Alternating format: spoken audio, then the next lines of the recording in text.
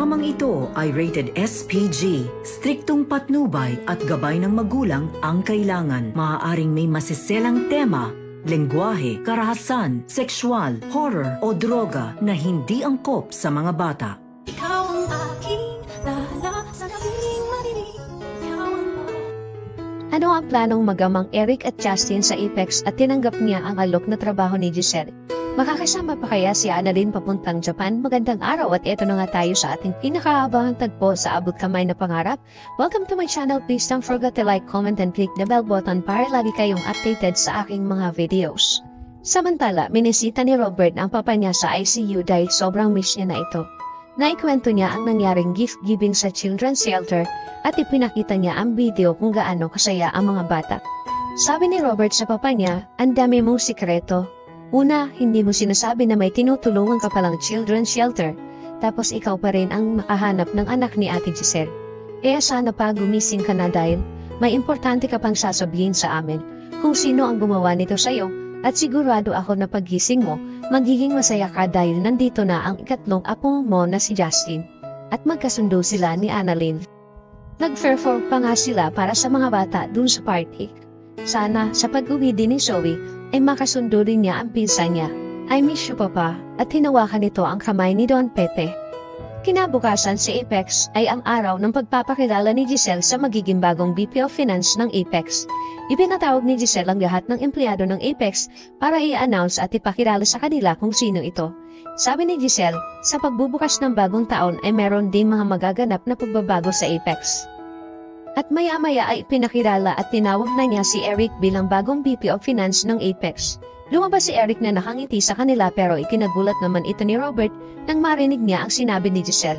Dahil ito ang naging hiling ni Eric na posisyon kay Giselle kapalit ng hindi nila pag-alis patungong Amerika ni Justin.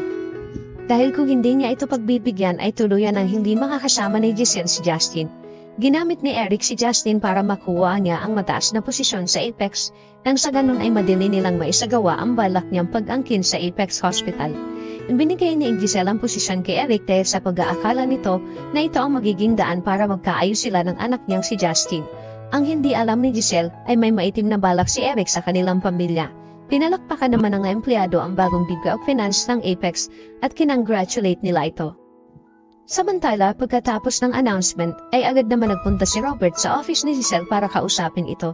Dahil wala siyang kaalam-alam sa naging desisyon ni Giselle na kung bakit pati ang ama ni Justin ay binigyan niya ng posisyon sa Apex at ginawa niya pa itong VP of Finance.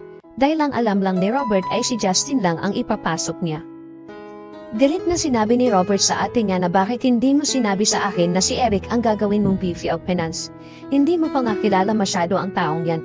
Binigyan mo agad ng mataas na posisyon dito sa Apex. Bakit nantiwala ka sa kanya agad?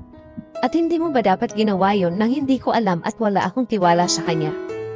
Tumayo naman si Giselle at sinabi niya kay Robert na ginawa ko lang yon para sa anak ko dahil yun ang hiling niyang kondisyon para hindi sila bumalik ng Amerika at para magkaayos kaming mag-ina. Pumayag ako dahil ito ang pagkakataon na makasama ko ang anak ko ng matagal. Alam mo naman na matagal na walay ang anak ko sa akin kaya pagkakataon ko na ito na muli ko siyang makasama. Kaya sana ubeng ay maintindihan mo ako at lahat ay gagawin ko para kay Justin para magkaayos kaming dalawa. Napailing na lang si Robert sa mga naging desisyon ni Giselle at wala siyang nagawa. Sinabihan niya si Giselle na sana hindi magkatotoo ang iniisip ko sa taong yan. Saka ito lumabas ng opisina ni Giselle. Sa labas ng opisina ni Giselle ay nagkasalubong si Robert at Eric. Nakita siya ni Eric at binati niya ito. Napaisip naman si Robert na kung bakit nagka-interes si Eric sa Apex. Kaya nagtanong si Robert kay Eric kung bakit bigla mong naisip na tulungan ang Apex. Sabi ni Eric, "Alam ko na may problema ang Apex dahil sinabi sa akin ni Giselle. Kaya nga ginawa niya akong VP of Finance para matulungan ko kayo. Ayaw mo ba akong maging bahagi ng Apex at tulungan ko kayo? Wala ka bang tiwala sa akin?" Napatingin lang si Robert kay Eric at hindi na siya sumagot. Saka umalis si Eric para pumunta sa office ni Giselle. Samantala, sa East Ridge Hospital ay pumasok na si Annalyn. Hindi alam ni Annalyn ang balita na isa siya sa napili ng department ng neurosurgeon na ipapadala sa Japan para mag-seminar. Nakita siya ni Doc Enriquez at sinabihan siya na may meeting ngayon sa office ni Doc Carlos, kaya niyaya siya ni Doc Enriquez at naabutan nila doon si Doc Rindon at Doc Carlos na nag-uusap. Pinapasok sila ni Doc Carlos at pinaupo. Maya-maya ay sinabihan ni Carlos si Annalyn na gusto kong malaman mo na isa ka sa recommendation ng new research and department na ipapadala sa Japan. Naging excited si Annalyn sa narinig niyang sinabi ni Carlos at tahimik lang siyang nakikinig. Nang biglang sabihin ni Carlos nang dahil balak mong bumalik sa Apex, I decided not to give you the slot. Ikinagulat ito ni Annalyn. Sabi ni Annalyn na, Dok, wala naman po akong sinasabi na babalik na ako ng Apex.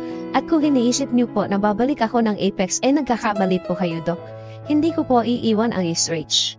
Sabi ni Carlos na narinig ko sa tatay mo na pinababalik ka na niya sa Apex. At malamang ay hindi mo matatanggihan ang alok sa'yo ng tatay mo na bumalik ng Apex. Hindi na kumibo si Annalyn at saka nagpaalam na si Carlos. Maya-maya ay lumabas na din si Annalyn na malungkot at masama ang loob niya kay Carlos. Kasunod si Doc Lindon. Walang imik si Annalyn at iniisip niya pa din kung bakit ganon sa kanya si Carlos. Alam ni Doc Lindon na masama ang loob ni Annalyn kaya sinabihan niya ito na gagawa siya ng paraan para kausapin si Doc Carlos na makasama siya sa Japan. Sabi ni Annalyn na wag na, Doc, nagdesisyon na siya na wag ibigay sa akin ang slot kaya wala na tayong magagawa doon. Narinig naman ni Harry ang pinag-uusapan ng dalawa kaya naitanong niya kay Annalyn na akala ko ba okay na kayo. Sabi ni Annalyn na feeling ko nga ang unfair ng tatay mo sa akin. Para bang lagi niya akong pinag-iinitan. Sabi ni Harry, gusto mong kausapin ko si Daddy? Sabi ni Annalyn, wag na, baka mas lalo pa yun magalit. Kaya iniwan na ni Annalyn ang dalawa dahil sa sama ng loob nito kay Carlos. Samantala sa Apex habang naglalakad-lakad si Justin sa hallway, ay nasabi niya sa kanyang sarili na sa wakas ay nandito na ako, Lolo. Gagawin ko to at hindi para kay Giselle, kundi para sa iyo at sa amin ng tatay ko. Gagawin ko ang lahat para makuha ko kung ano ang para sa akin. At napapangiti si Justin dahil may balak sila ng tatay niya na makuha ang Apex. Samantala, sinubukan naman kausapin ni Doc Lindon si Carlos tungkol sa hindi pagpirma ng recommendation para kay Annalyn. Alam nila na isa si Annalyn sa magaling na batang doktor ng Department ng Neurosurgeon at hindi magkakaila ito. Sabi ni Doc Carlos na narinig ko kasi na nag-uusap sila ng tatay niya na pinababalik na siya ng Apex. Sabi ni Doc Lindon wala pa naman desisyon si Annalyn na babalik na siya ng Apex. Pinakausapan ni Doc Lindon na bigyan niya ng chance si Annalyn na makasama sa John. At napapaisip naman si Carlos. Maya-maya ay dumating naman si Lynette para kausapin si Carlos tungkol sa nabalitaan niya ang hindi pagpirma ni Carlos ng recommendation ni Annalyn para ipadala ng Japan. At kailangan niyang makausap ito at tanungin si Carlos kung bakit ganon ang naging desisyon niya. Ibibigay pa kaya ni Carlos kay Annalyn ang slot para makasama sa Japan? Ano ang pinaplano ng mag-amang Justin at Eric sa Apex? Malalaman kaya ni Robert ang totoong kulay ni Eric? Yan ang ating pakaabangan dito lang sa Abot Kamay na Pangarap. Huwag bibitiw at huwag kalimutan mag-subscribe. Maraming salamat po and God bless.